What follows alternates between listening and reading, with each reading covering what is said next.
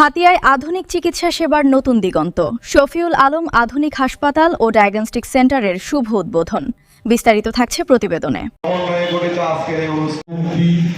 নোয়াখালীর দ্বীপ উপজেলা হাতিয়ায় প্রায় ৮ লক্ষ মানুষের আধুনিক চিকিৎসা সেবা নিশ্চিত করা এবং নির্ভুল রোগ নির্ণয়ের লক্ষ্য নিয়ে শফিউল আলম আধুনিক হাসপাতাল অ্যান্ড ডায়াগনস্টিক সেন্টারের শুভ উদ্বোধন করা হয়েছে।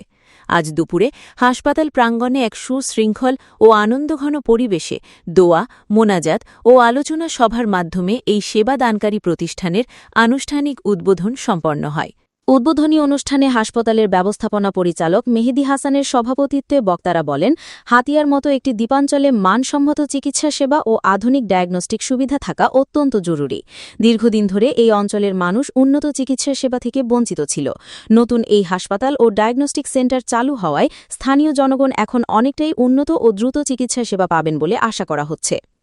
উদ্বোধনী অনুষ্ঠানে স্থানীয় গণ্যমান্য ব্যক্তিবর্গ, ব্যবসায়ী, সামাজিক ও রাজনৈতিক নেতৃবৃন্দসহ বিভিন্ন শ্রেণী পেশার মানুষ এই উদ্যোগকে স্বাগত জানিয়ে এর সফলতা কামনা করেন। হাসপাতাল অ্যান্ড ডায়াগনস্টিক সেন্টারের পরিচালক মেহেদী হাসান জানান, ভবিষ্যতে তারা আরও উন্নত সেবা সংযোজনের মাধ্যমে হাতিয়ার মানুষের স্বাস্থ্যসেবাকে সহজলভ্য ও মানসম্মত করতে কাজ করবে। হাতিয়াতে যে কোনো সময় একটা রোড অ্যাক্সিডেন্ট হলে আমরা যদি ইয়ারলি কাউন্ট করি যে আমাদের ডেথের একটা কজ কিন্তু রোড অ্যাক্সিডেন্ট।